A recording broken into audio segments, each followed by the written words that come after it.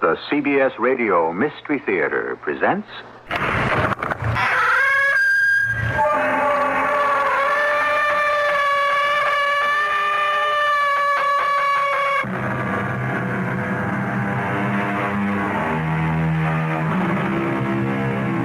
Come in.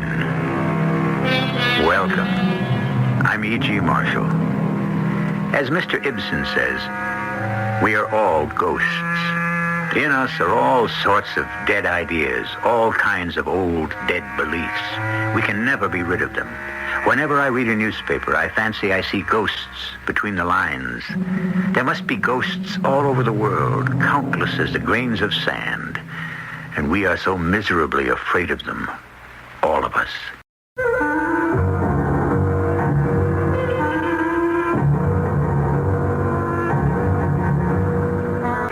Mystery drama Indian Giver was written especially for the Mystery Theater by Sam Dan and stars Fred Gwynne. I'll be back shortly with Act One.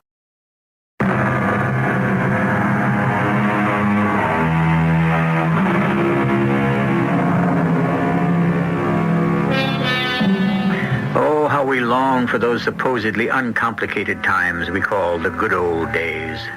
But what were the good old days? As Mr. Einstein said, everything is relative. Why, even back in the good old days, there were still those people who would yearn and sigh for, guess what?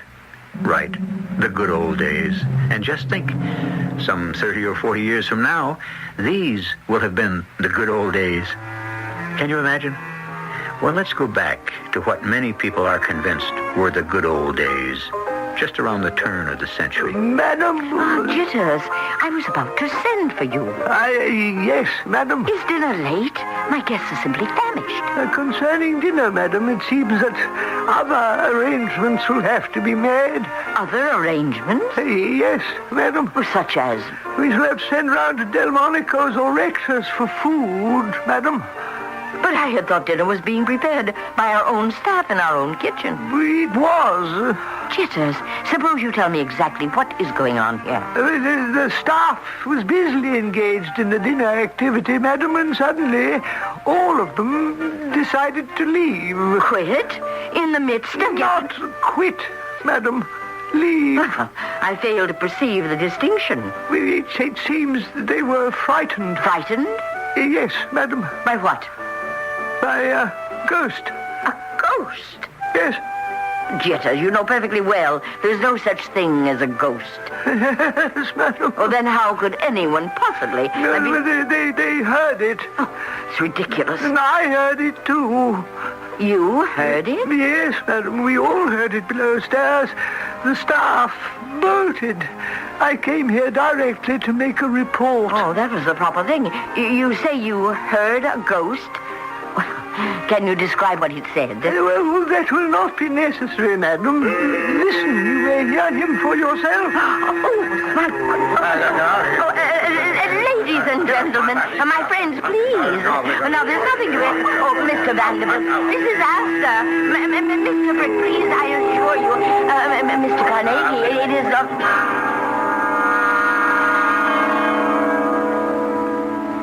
Yes?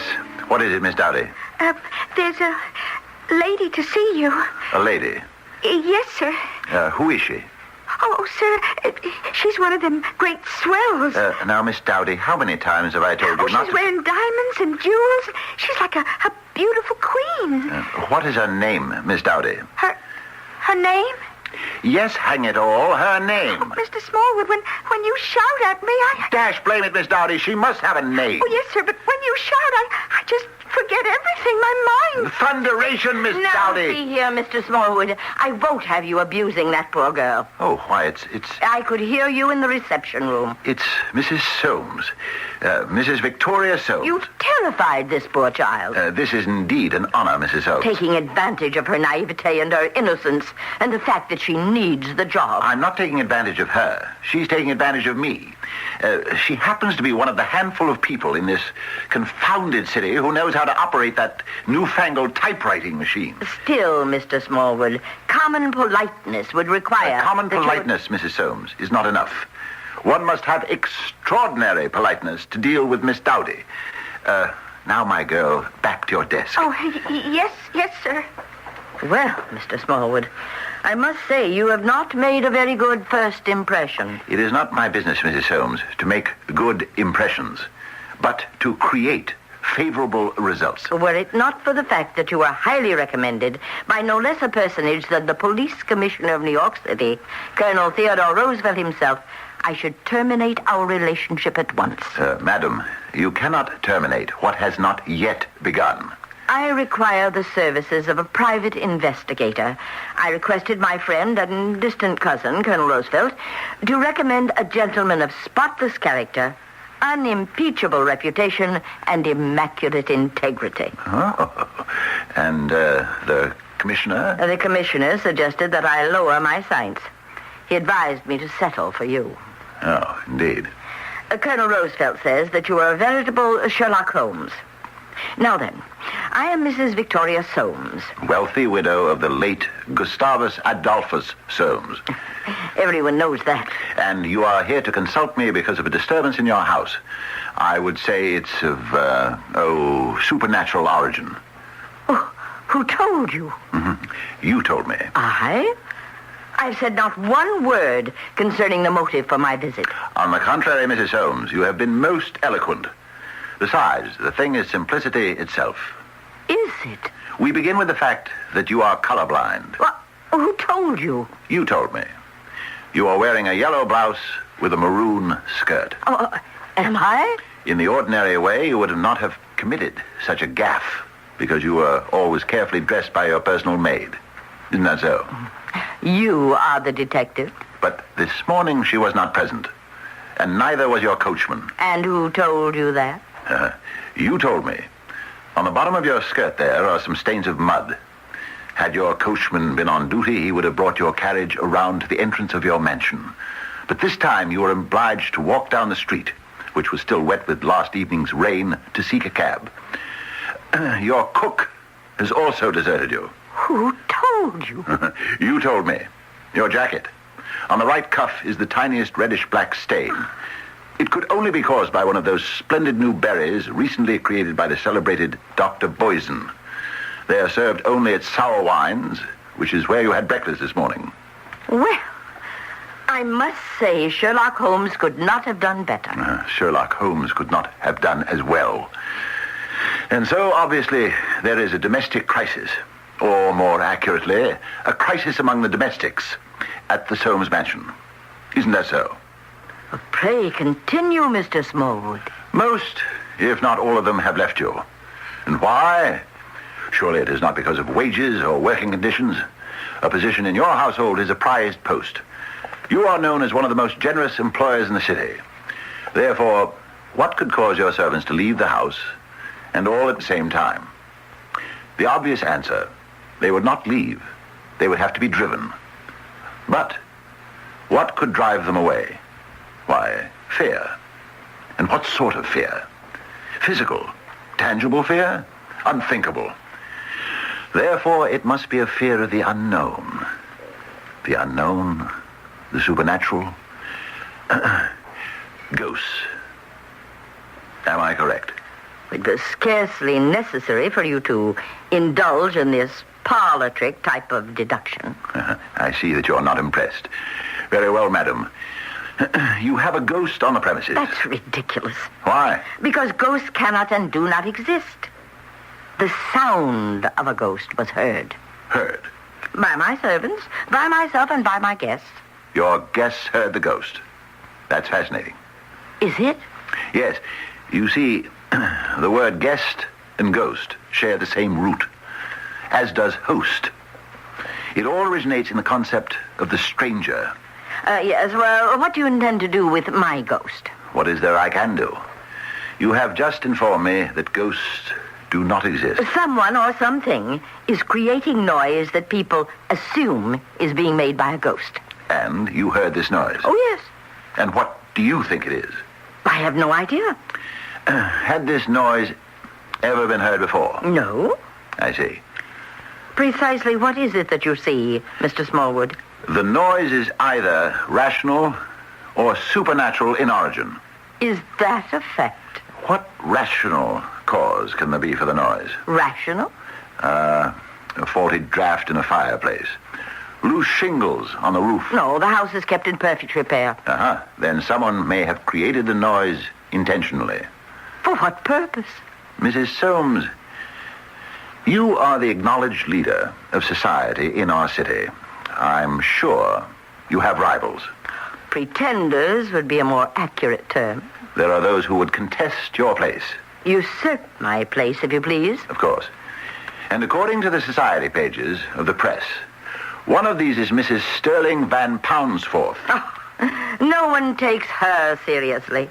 Not her, perhaps, but her money. Well, she's the very essence of nouveau riche vulgarity. Concerning Mrs. Van Poundsforth. Must we discuss that impossible woman? Haven't I read somewhere her statement to the effect that she intended to become the #1 hostess in the city of New York? The woman has absolutely no breeding.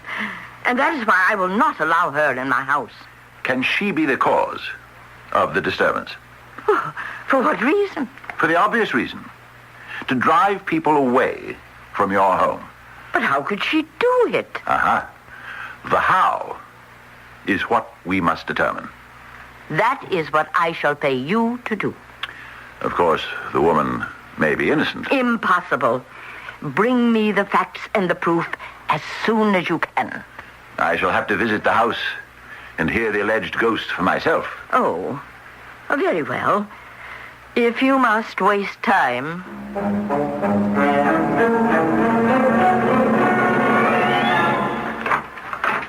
Good afternoon, madam.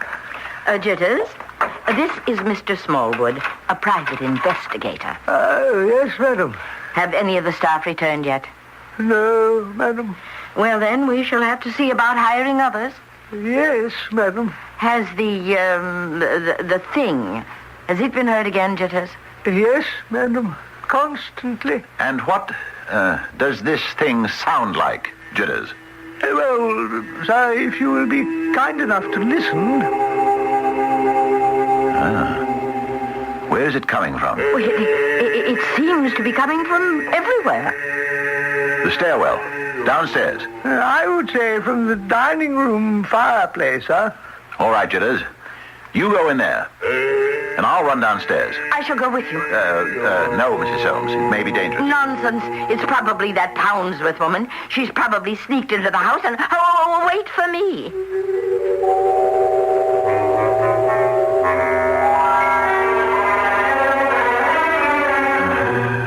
There doesn't seem to be anything or anybody that might be held responsible for the noise. Haven't you encountered any clues, Mr. Smallwood? I'm sorry, Mrs. Soames, but there doesn't seem to be anything of significance in the lower part of the house.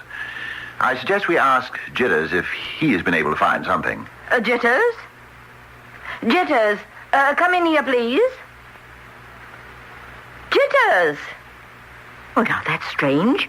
He always comes when he's called. Jitters! Wait, Mrs. Soames. Do you hear that? Someone is groaning. It's coming from the next room. I must advise you to stand back, Mrs. Soames. Oh, nonsense, Mr. Smallwood. Open the door. Why, it's Jitters. He's lying on the floor. Is he... Obviously, he's still alive. He's groaning. Jitters, speak to me. What happened? You can relax for a minute or two. You won't miss anything because Jitters is not going to speak to Mrs. Victoria Soames or to anyone else until I return with Act 2, at which time we may discover that a disembodied ghost may have some rather physical qualities.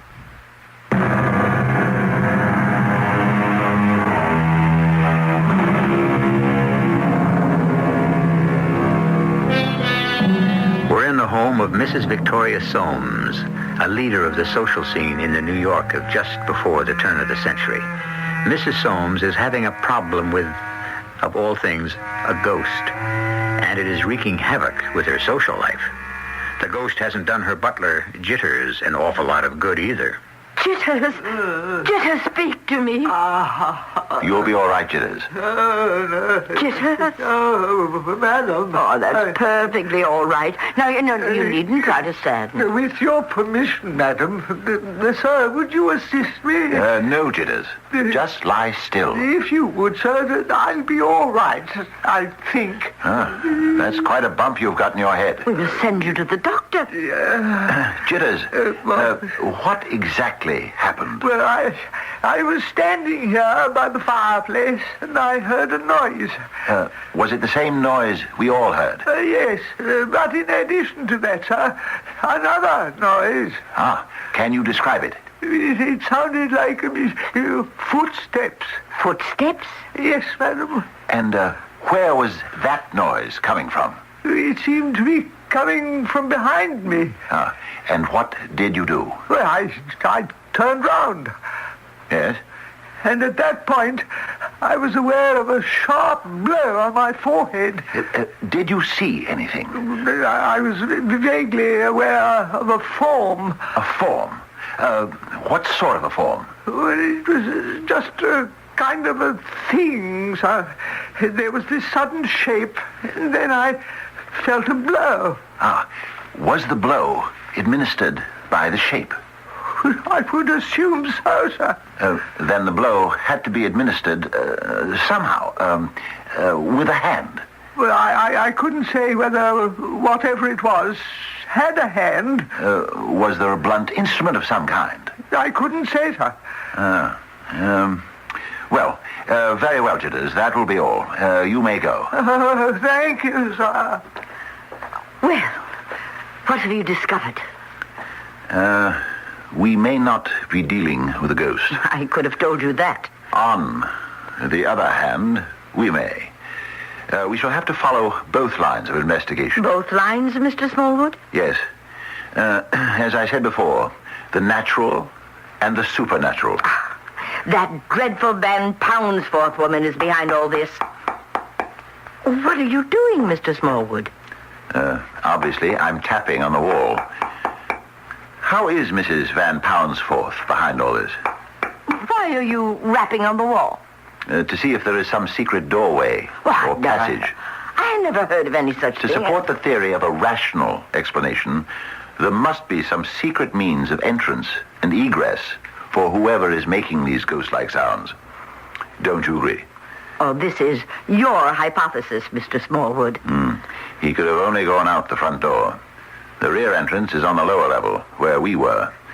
We then should have met him as we were coming up the stairs. Then he did go out the front door. Did he? Come, step this way. You see? See what? The front entrance. Jitters opened the door to let us in. Then he locked it again. You can see the chain is set. Now, the intruder had no way of letting himself out and then locking the door from the inside. Oh, well, this is rather like one of those puzzles, isn't it? So, if we do not find a secret passage of some sort inside this room, then... Yes, then? Then we must reluctantly conclude that the disturbance is of a supernatural origin. Oh, but I can't have that. I'm sorry. Well, no one will ever come here. Hold on. What is it? This panel in the wall. It seems to... It's moving. It's part of a door. Small door. Well, we found it. Let me shine my pocket torch inside. Why, it's a room. A small room. Yes. But it doesn't seem to lead anywhere. Unless there's a secret entrance from here into another passage. Why would anyone just want a small room behind the wall? As a hiding place, perhaps. A hiding place for what? Mrs. Soames, who built this mansion? My late husband's family, back in colonial times. Please, forgive me for asking, but could they have been engaged in smuggling? Smuggling and worse, I shouldn't be surprised. Then this could be the story of the secret room. Mr. Smallwood, something that should be obvious even to you. I am the victim of a plot. on the part of that notorious Van Poundsforth woman. But how is she doing it?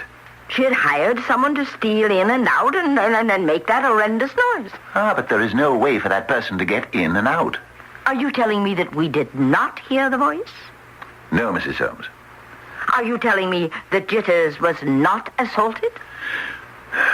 No, Mrs. Soames. Well, are you asking me to believe in ghosts? There must be a way of getting in and out without being noticed. With your permission, Mrs. Soames, I shall search the entire house.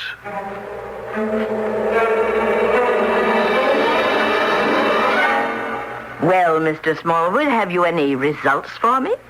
Mrs. Soames, I have not yet crystallized my observations. Which means you have discovered absolutely nothing. I am forming a hypothesis, madam, which requires a bit more time to mature. The culprit can only be Mrs. Van Poundsforth, and the sooner you face her with the proof of it, the better. At this point, I have no absolute proof. Confront her anyhow. I'm sure she has such a guilty conscience she'd break down immediately.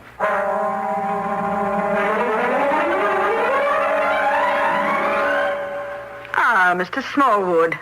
I was expecting you. Indeed, Mrs. Van Poundsforth. Oh, let's do away with indeed. There are no reporters around, and this society palaver is enough to break my jaw. Oh, see? You were going to say indeed again. Let's just relax, huh?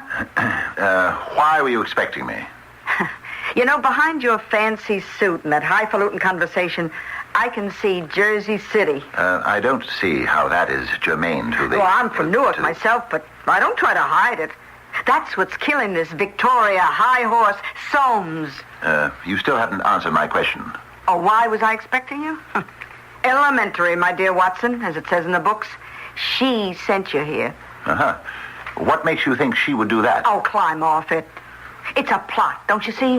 Now, I'm trying to give her place the reputation of a haunted house, so it'll keep the other swells away. That's what she told you, right? Well, are you? Oh, what's in it for me? The leadership of the 600? The leadership of the 400. The 600 were the light brigade who rode into the Valley of Death. Same thing. I'm the leader anyhow. Not quite. Now, my husband, Sterling Van Poundsforth, has more money than everyone else in New York put together. Now, that fact may not be known. He doesn't get into the papers like some of those Morgans and Fricks and that crowd. But that's the crowd you're trying to dominate, isn't it? That's the crowd that acknowledges the leadership of Victoria Soames. And since she won't have you in her home, the rest of them won't have you in theirs. Oh, they can't keep me out. The next time there's a panic on Wall Street, they'll need Sterling's money to help stop it. But meanwhile, you are being systematically excluded. Oh, well, that means my revenge will be all that sweeter. Ah, you use the word revenge. Well, sure. And you claim you are doing nothing to hasten the arrival of that day. Oh, what could I be doing? You could be hiring someone to impersonate a ghost. Oh, I don't have to hire anybody. The ghost is already in the house. What ghost? Why don't you ask her? Oh, do you mean she hasn't told you? Hey, do you mean she's actually withholding valuable information? What ghost? Why don't you ask me, whose ghost? Very well, I'm asking. And I have to answer. It's not my place to tell you. How do I know you're telling me the truth? Oh, just go back there and ask her. Say, why didn't you tell me that your husband threatened you he'd come back to haunt you? Go ahead. Ask her. Why? Yes, Mrs. Soames. Why didn't you tell me? Because I didn't believe it was anyone's affair but mine. Well, obviously other people knew about it. Tell me about your husband, Mrs. Soames. Oh, very well. Gustavus was a very shy and retiring person. He could trace his family back to Governor Peter Minuit's time, when this was the Dutch settlement of New Amsterdam. Uh-huh. Yes, Mrs. Holmes. As a matter of fact, it was said that this house, well, not this house exactly, but the original log cabin from which this house was expanded and rebuilt, was constructed on the most historic site in the history of New York. Do you know what that was? Suppose you tell me. On this very ground, the most famous financial transaction in history took place. Representatives of the Dutch West India Company, one of whom was my husband's ancestor, purchased the island of Manhattan from the Indians for 60 guilders, or $24. History has yet to determine who received the best of that bargain. Gustavus felt that he belonged to the oldest aristocracy in New York. His family, through the years, looked down on the new money. They considered anyone who could not trace his New York ancestry back for at least 2 centuries was an arriviste, a parvenu. I see. But I am coming to the point of the story. He knew my fondness for society, and he said to me, Victoria, I did not permit those vulgar steel and railroad and stock market millionaires in my home while I was alive, and you shall not have them here after I am dead. I see. To which he added, if you open the doors to those get-rich-quick parvenus, I shall come back to haunt you. But Mrs. Soames, that explains the ghost. Does it? He threatened to come back to haunt you. And now, evidently, he has. That isn't true. It isn't. If I wanted to believe that, I wouldn't have hired you. But we not only heard the ghost, we even know who he is. A ghost cannot be a he. Very well. It. A ghost cannot be a he or a she or an it. A ghost is nothing. A ghost does not exist. You were saying, Mrs. Soames.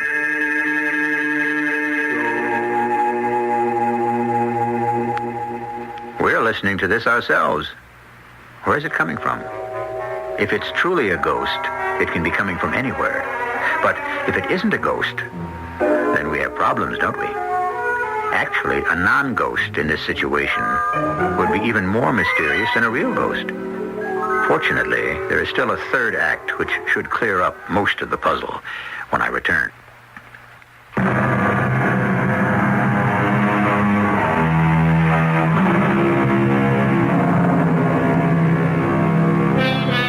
True love is like ghosts, said the poet, which everyone talks about and very few have seen. Well, we have seen some instances of true love, and while we haven't actually seen any ghosts, at least on this show, we have heard some. As a matter of fact, at this very moment in her mansion in New York City, some 80 years ago, Mrs. Victoria Soames and private investigator Spencer Smallwood are listening to what can only be a ghost. See if you don't agree. Yes, you're right. Please, Mrs. Soames, be quiet. But it's him. You mean he? It's Gustavus, my late husband, Gustavus Adolphus Soames. Oh, you were right. It is a ghost. There are ghosts. And this is the ghost of my late husband. Why do you say that? Why? Does it sound like his voice? Well, I think so. But you're not sure. Well, What exactly is he saying? I can't seem to make out the words. But if you listen closely, there's only one word. Well, I can't seem to... Keep listening. Do you hear it? No. Just one word, spoken in a variety of rhythms. It's hey-yo, right? Oh, yes. Well, Yes, I think so. well, have you ever heard your husband say it? No. You're sure? Oh, I'm positive. Well, then it can't be your husband. It stopped. Yes. Why do you say it isn't my husband? Jitters, please, come in here for a moment. Yes, sir. You called, sir. Jitters, you heard it. Yes, sir. And, where were you, Jitters? In the pantry, preparing lunch. But Jitters, Didn't you want to investigate? Oh, no, sir, no. If you'll pardon my saying so, I had decided discretion is the better part of valor in this affair.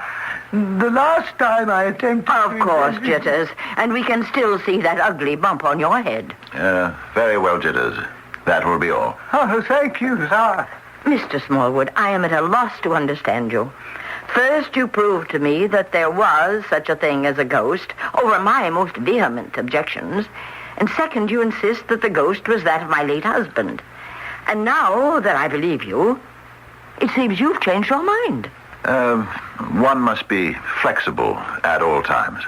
Well, if it is not the ghost of my late husband, whose ghost is it? As to that, I still have not... I know. You still have not completed your hypothesis. You still have not crystallized your thinking. Admittedly. But I am well on my way. Well, on your way where? My dear Mrs. Soames, who knows where any of us is truly headed?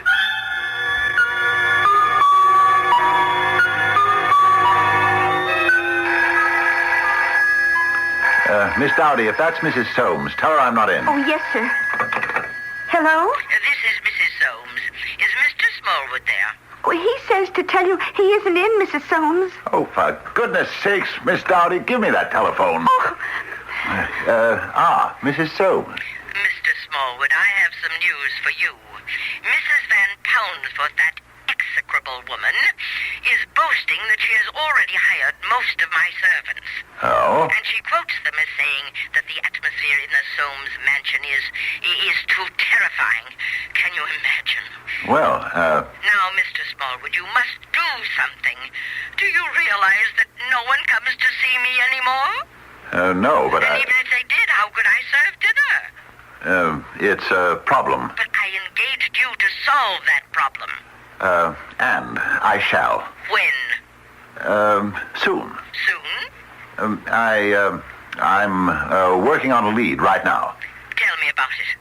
I shall, as soon as I crystallize my thinking. Goodbye, Mr. Smallwood. Miss Dowdy, oh, please, sir, don't lose your temper with me again. I've already lost it.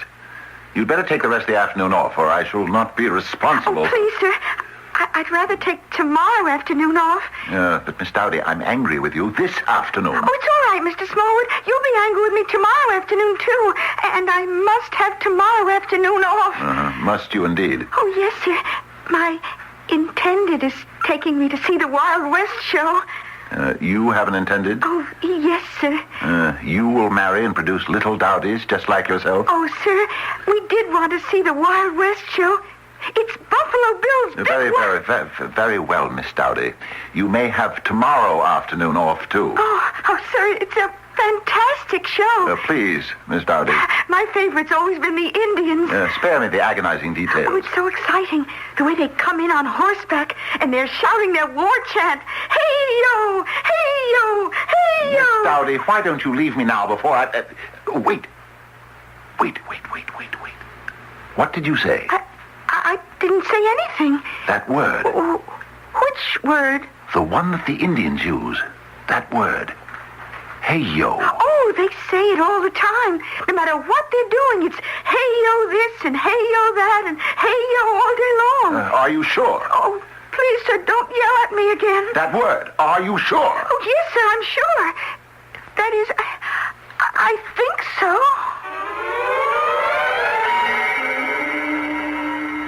Mr. Smallwood, this is a surprise. You have news for me, I hope. Mrs. Soames, may I present Chief Olbonnet of the Oglala Sioux? Oh, heap charmed, Chief. The pleasure is mine, Mrs. Soames. Oh, Chief Olbonnet has a doctorate in philosophy from Oxford University. Oh, of course. The chief has been kind enough to come here to listen to our most interesting phenomenon. Interesting? Well, of interest to an Indian. And why would it be of interest to an Indian? Because, Mrs. Soames, of that word. Oh, which word? Listen. Do you hear it, Chief? It's the ghost. Yeah. Mr. Smallwood. Please, Mrs. Soames. But you must do something. But we are. What are you doing? We're listening To what? to the ghost. What for? He stopped. Maybe you'll go away? No, I do not think so, Mrs. Soames. What are you saying? It's remarkable. What is remarkable, Chief? The story he tells us. The story? What story? I didn't hear any story. Oh, yes, it was clearly told. He's an Indian. An Indian? A long-dead Indian. Oh, no. An Algonquin Indian from one of the tribes that lived on this very island. His name was Littlehead. Littlehead? Yes. You see, he was the chief of the Manhattan tribe, and he was the one who made the deal for Manhattan Island, right here, where this house stands now. But what does this have to do with Everything, I'm afraid. You see, it soon became obvious to the Indian people that Chief Littlehead made, well, it was hardly a bargain. Oh, but I fail to see the significance of that. And he tells me he has been condemned to spend all his time, even until eternity, to try to get the island back. Yes, brother, I comprehend.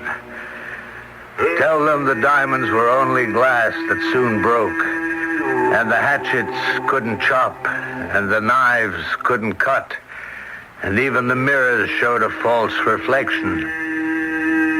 Yes, it was too bad.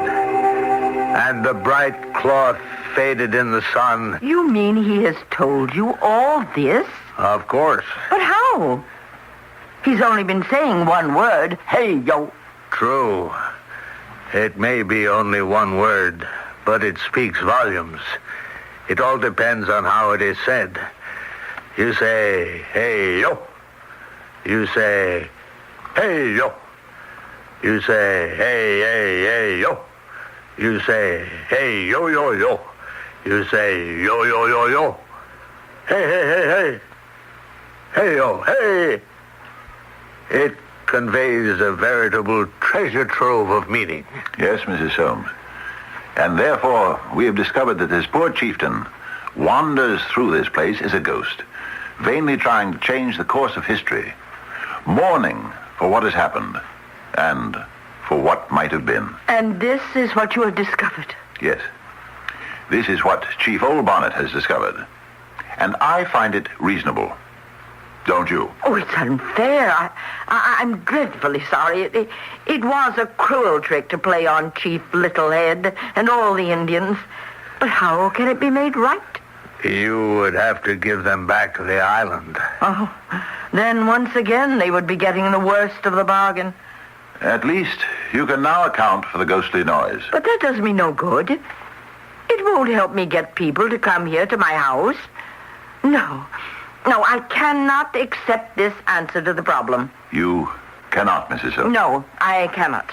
Then I must give you the alternate solution, which happens to be the rational and practical one. You mean there is another solution to this problem? Of course. We need it for those people who do not believe in ghosts. Jitters, come in here for a moment, please. Well, what is it? You called, sir? Jitters, at first I was of the opinion that the noises were being made by a ghost. But I see now that someone else is responsible. Do you happen to know who? Why, no, sir. Uh-huh. You should, Jitters. Why should I? Because, Jitters, it's you. Me, sir? Jitters. Mrs. Van Poundsforth paid you to spread a reign of terror among the servants. Did she not? But, Mr. Smallwood, aren't you forgetting a small detail? Jitters was actually struck down by this, by this ghost. Was he? Well, you could see the bump on his forehead. Can you indeed? I searched the premises in general. And your room, Jitters, in particular, I found this bit of flesh-colored putty. Is that what you have on your forehead? Jitters. Well, shall you remove it, Jitters? Or shall I do it for you? Thank you.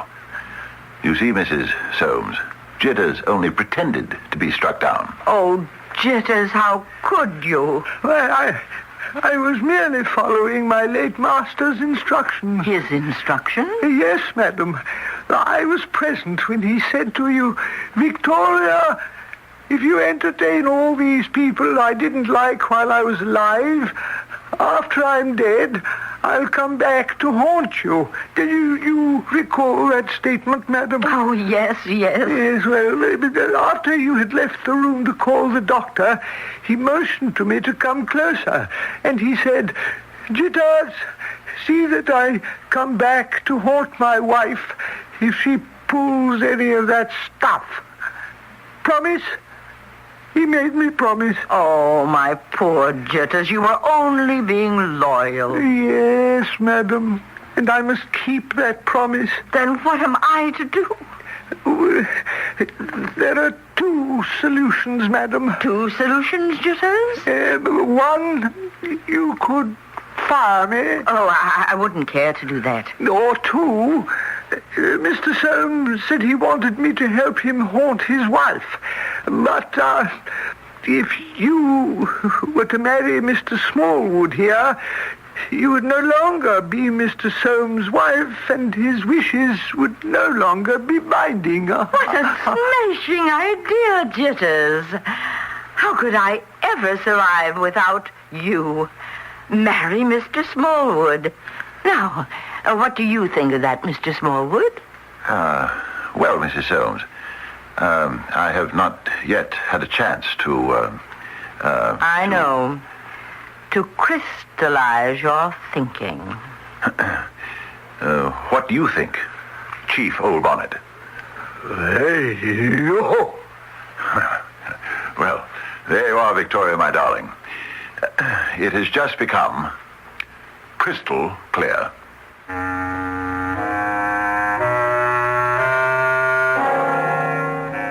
Well, if you've been paying attention to the oldest rule of all in the science of the mystery story, you would have arrived at the ending at the very beginning. And what is that rule? Why, the butler did it. Well, we have some other deeds to announce shortly.